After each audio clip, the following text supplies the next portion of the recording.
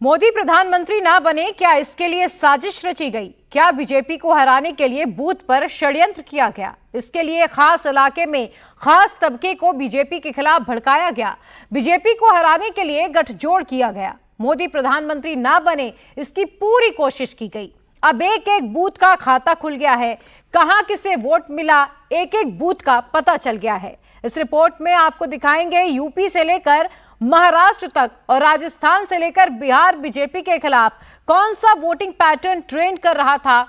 मोदी विरोध के एक तरफा वोट का रिमोट कौन कहां बैठकर चला रहा था। इस रिपोर्ट की एक एक जानकारी चौंकाने वाली है। तीसरी बार एनडीए की सरकार, फिर भी बीजेपी को वोट मिला 0। बीजेपी 272 तक अकेले क्यों नहीं पहुंच पाई? डेमोग्राफी का वॉर, बीजेपी गई कई सीटें हार। राजस्थान में बीजेपी 10 सीटें कैसे हारी? बिहार में बीजेपी को 5 सीटों पर नुकसान क्यों हुआ? यूपी में 29 सीटें बीजेपी के हाथ से कैसे चली गईं?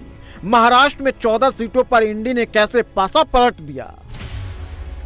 आपको एक एक बूथ का हिसाब बताएंगे कि बीजेपी को कितना वोट मिला और इंडी गठबंधन के खाते में कितनी वोट गई।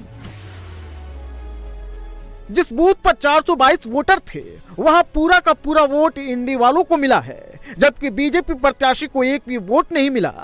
और ये देश के सिर्फ एक सीट और एक बूथ का ट्रेंड नहीं है, बल्कि 50 से ज्यादा सीटों के 200 से ज्यादा बूथों पर बीजेपी को 0 वोट मिला या फिर 5, 10, 20 वोट मिले हैं। महाराष्ट्र से बीजेपी को सबसे ज्यादा उम्मीदें थी, लेकिन यूपी के बाद सबसे ज्यादा नुकसान बीजेपी को महाराष्ट्र से ही उठाना पड़ा है। महाराष्ट्र में कई बूथों पर बीजेपी को 0 वोट मिला है, तो कहीं 2, 4, 5, 7 और सबसे ज्यादा 9 वोट मिले हैं। बाकी वोट इंडी गठबंधन के प्रत्याशी को गया है। ये आंकड़े बता रहे हैं कि बीजेपी को हराने के लिए कैसे एक मुश्त वोट इंडी के फेवर में पड़ा है। महाराष्ट्र के मुंबई उत्तर पूर्व लोकसभा सीट पर बीजेपी प्रत्याशी मिहिर कोटेचा और शिवसेना यूबीटी के सांसद संजय पाटिल के बीच मुकाबला था और कुछ बूथों पर एक तरफा वोटिंग होने के कारण बीजेपी को 29,861 वोटों से हार का सामना करना पड़ा है। मुंबई उत्तर पूर्व लोकसभा के मानखुर्द विधानसभा क्षेत्र के रफीक नगर, जाकिर नगर, फुरकानिया चौक के 12 बूथों का ट्रेंड देखे तो एक तरफ जहां शिवसेना यूबीटी के संजय पाटिल को 5,411 वोट मिले हैं, तो वहीं बीजेपी प्रत्याशी मिहिर कोटेचा को सिर्फ 66 वोट ही मिले हैं। बूथ नंबर 160 पर 422 वोटर है। सभी का वोट शिवसेना यूबीटी को गया है, जबकि बीजेपी को एक भी वोट नहीं मिले हैं। बूथ नंबर 94 पर बीजेपी को सिर्फ 2 वोट मिले हैं, जबकि इंडी गठबंधन को 460। बूथ नंबर 100 पर 398 में से बीजेपी को 2 वोट मिले हैं। 396 वोट संजय पाटिल को गया है। बूथ नंबर 85 पर 826 में से 9 वोट सिर्फ बीजेपी को मिले हैं, तो 818 वोट शिवसेना यूबीटी को गया है। बूथ नंबर 3 पर बीजेपी को सिर्फ 3 वोट मिले हैं। बूथ नंबर 1 पर 6, बूथ नंबर 83 पर 8, बूथ नंबर 165 पर 5, बूथ नंबर 5 पर 8, बूथ नंबर 118 पर 7, बूथ नंबर 164 पे 6 और बूथ नंबर 123 पर सिर्फ 4 वोट बीजेपी को मिले हैं। वोट जिहाद फुरकानिया तो मानखुर्द बूथ नंबर 160 भाजपा के मिहिर कोटेचा को 0 वोट और उद्धव ठाकरे संजय पाटिल को 422 वोट। इसी परिसर के रफीक नगर, जाकिर हुसैन नगर, फुरकानिया तो, गोवंडी, मानपुर, उसके 1 डजन बूथ में भाजपा को सिर्फ 66 वोट और उद्धव ठाकरे सेना को 5,417 वोट। महाराष्ट्र में बीजेपी जिन सीटों पर हारी है, कमोबेश यही ट्रेंड दिखा है। इंडी वालों को एक तरफा वोट मिला है, जबकि बीजेपी को 1-2 वोट ही मिले हैं। बीजेपी को जीत से रोकने के लिए महाराष्ट्र के लातूर, बीड और अमरावती में भी यही फॉर्मूला अपनाया गया। अमरावती में 37 बूथों पर नवनीत राणा को सिर्फ 131 वोट मिले हैं, जबकि कांग्रेस के बलवंत वानखेड़े को 26,184 वोट मिले हैं। नवनीत राणा को 19,731 वोटों से हार मिली है। नवनीत राणा को 1 बूथ पर 0, 6 बूथ पर 1-1 वोट मिले हैं, जबकि 6 बूथ पर 2-2 वोट मिले हैं। इतने ही बूथ पर 3-3 वोट मिले हैं। 2019 में नवनीत राणा निर्दलीय चुनाव जीतकर संसद पहुंची थी, लेकिन इस बार बीजेपी के टिकट पर चुनाव लड़ी और हार का सामना करना पड़ा। मुजफ्फरपुर दक्षिण कोडिल इमारत जमील कॉलोनी में कांग्रेस प्रत्याशी को एकतरफा वोट मिला है और नवनीत राणा अमरावती से चुनाव हार गए। बीट से पंकजा मुंडे मैदान में थी, लेकिन शरद पवार की पार्टी एनसीपी शरद चंद्र के प्रत्याशी बजरंग मनोहर से महज 6,553 वोटों से चुनाव हार गई। बीड लोकसभा के बीड विधानसभा के मोमिनपुर इलाके के 14 बूथों पर पंकजा मुंडे को सिर्फ 415 वोट मिले हैं, जबकि बजरंग मनोहर को 8,412 वोट मिले हैं। अगर इस इलाके में 4,000 वोट भी स्ट्रिंग होता तो पंकजा जीत सकती थी, लेकिन इन इलाकों में एक मुश्त वोट इंडी को मिला। पिछली लोकसभा चुनाव में मुस्लिम समाज का जो वोट था उसमें भयंकर ध्रुवीकरण किया गया था। उत्तर प्रदेश में कांग्रेस पार्टी की एक मुस्लिम नेता थी जिन्होंने सबसे पहले वोट जिहाद का नारा दिया और उसके बाद महाराष्ट्र के अलग अलग मस्जिदों में, मदरसों में मौलानाओं ने मुस्लिम समाज को बुला के एक तरह से फतवा जारी किया। ये बहुत गलत हुआ है। इस तरीके से अगर धर्म के आधार पर वोटों का ध्रुवीकरण करने का निश्चय मुस्लिम समाज ने कर दिया तो निश्चित तौर पर इसका रिएक्शन भयंकर हो सकता है। यूपी, बिहार, बंगाल, राजस्थान, जहां जहां बीजेपी हारी है उसकी सीटें कम हुई है। सभी जगहों पर यही फॉर्मूला अपनाया गया है।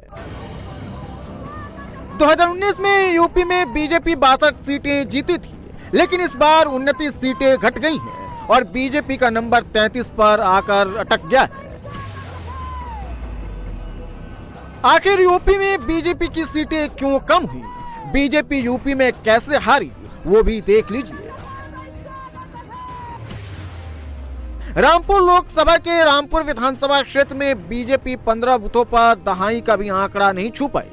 बूथ नंबर 7 पर सिर्फ 1 वोट मिले हैं, बूथ नंबर 8 पर 7 वोट, बूथ नंबर 20 पर 5 वोट, बूथ नंबर 26 पर 6 वोट, बूथ नंबर 57 पर 5 वोट, बूथ नंबर 58 पे 6 वोट, बूथ नंबर 59 पे 8 वोट और बूथ नंबर 60 पर सिर्फ 1 वोट मिला है। जबकि इंडी गठबंधन की तरफ से चुनाव लड़ रहे समाजवादी पार्टी के सांसद मुहिबुल्लाह को झोली भरकर वोट मिले हैं। यह सिर्फ एक सीट का ट्रेंड नहीं है, बल्कि जहां बीजेपी चुनाव जीती है वहां भी कुछ बूथों पर बीजेपी के खिलाफ एक तरफा वोट पड़ा है। लखनऊ लोकसभा की बात करें तो बूथ नंबर 131 पर सपा प्रत्याशी को 732 वोट मिले हैं, तो रक्षा मंत्री राजनाथ सिंह को महज 20 वोट मिले हैं। बरेली से बीजेपी के छतरपाल सिंह गंगवार चुनाव जीते हैं, लेकिन जीत की मार्जिन 2.5 लाख से घटकर 34,000 हो गई है। इसके पीछे का कारण है बरेली विधानसभा क्षेत्र में 100 से ज्यादा बूथों पर उन्हें 50-50 वोट भी नहीं मिले हैं। कुछ खास इलाकों में एक तरफा वोटिंग का ये ट्रेंड बता रहा है कि आखिर यूपी में बीजेपी कैसे हारी। रामपुर, कैराना, मुजफ्फरनगर, आगरा या फिर तमाम सीटों पर बात करें तो आपको किसी भी बूथ पर 10 वोट से ज्यादा मिला ही नहीं है। ज्यादातर बूथ पे 0 या 1 वोट मिला है।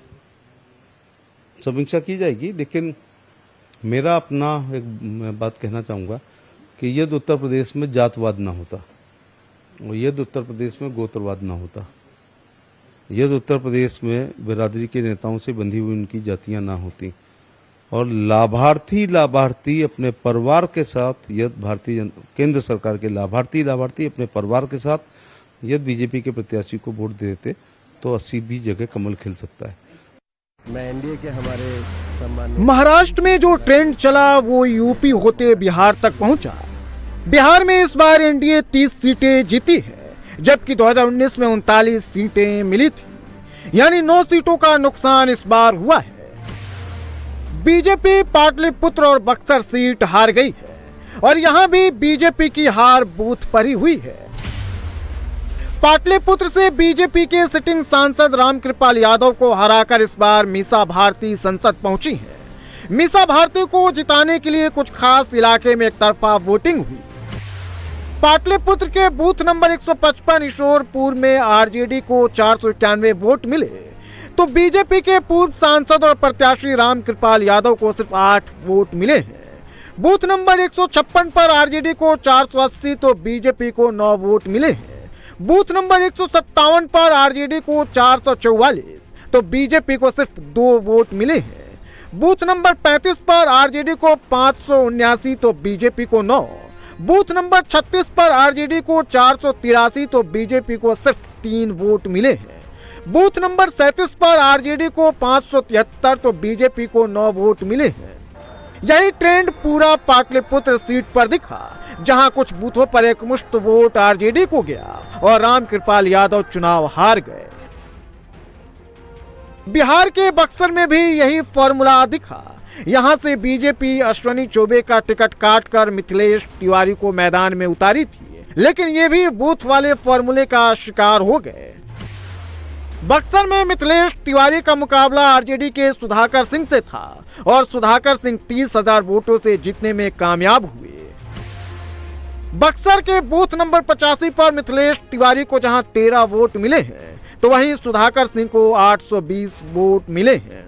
बूथ नंबर 87 पर बीजेपी को 24 वोट मिले हैं, तो आरजेडी को 872 वोट मिले हैं। ये तो सिर्फ कुछ बूथों का सैंपल है, जहां बीजेपी के विजय रथ को रोकने के लिए इंडी के समर्थन में एक मुश्त वोटिंग हुई। राजस्थान में भी बीजेपी इंडी के बूथ वाले फॉर्मूले के फेर में फंसकर 10 सीटें गंवा दी। टोंक सीट से बीजेपी के सुखबीर सिंह जौनपुरिया 2014 से लगातार जीत रहे थे, लेकिन इस बार करीब 65,000 वोटों से हार गए। टोंक सवाई माधोपुर लोकसभा क्षेत्र के टोंक विधानसभा क्षेत्र के 6 बूथों पर बीजेपी 60 का आंकड़ा पार नहीं कर पाई है, तो वहीं कांग्रेस प्रत्याशी को 500 से ज्यादा वोट मिले हैं। बूथ नंबर 142 पर बीजेपी को 60 वोट मिले हैं, तो दूसरी तरफ कांग्रेस को 953 वोट मिले हैं। बूथ नंबर 144 ए पर बीजेपी को 39 वोट मिले हैं। बूथ नंबर 145 पर 17 वोट। बूथ नंबर 147 ए पर 7 वोट। बूथ नंबर 152 पर 54 वोट। बूथ नंबर 155 ए पर 46 वोट। बूथ नंबर 157 पर 13 वोट। बूथ नंबर 157 ए पर सिर्फ 12 वोट मिले हैं। वहीं बूथ नंबर 158 पर 37 वोट मिले हैं। ये तो सिर्फ एक सीट का आंकड़ा है। बीजेपी की हारी हुई सभी 10 सीटों पर यही ट्रेंड दिखा, जिसके कारण बीजेपी राजस्थान में 14 से आगे नहीं बढ़ पाई। देखिए, दुर्भाग्य इस देश का, वरना हमारे देश के प्रधानमंत्री मोदी जी का ब्रह्म वाक्य क्या है? सबका साथ, सबका विकास, सबका विश्वास और सबके प्रयास के मूल मंत्र के आधार पर उन्होंने 10 साल में काम किया है। शौचालय बने, उसमें कोई जाति पार्टी धर्म देखा क्या? उज्ज्वला योजना के तहत गैस सिलेंडर दिए गए, उसमें कोई जाति धर्म पार्टी देखी क्या? जो अकाउंट खुले थे और जीरो बैलेंस पे पैसे जमा कराए प्रधानमंत्री जी ने, उसमें किस जाति पार्टी को धर्म देखा क्या? किसान सम्मान निधि दे रहे हैं, उसमें कोई जाति पार्टी धर्म देखी क्या? राजस्थान ही नहीं, बंगाल में भी दीदी के समर्थन में कुछ पोलिंग बूथ पर एक मुश्त वोटिंग हुई। अब बीजेपी बूथ लेवल पर डेटा को एनालाइज करने में जुटी है, ताकि जाति के फेर से बच सके।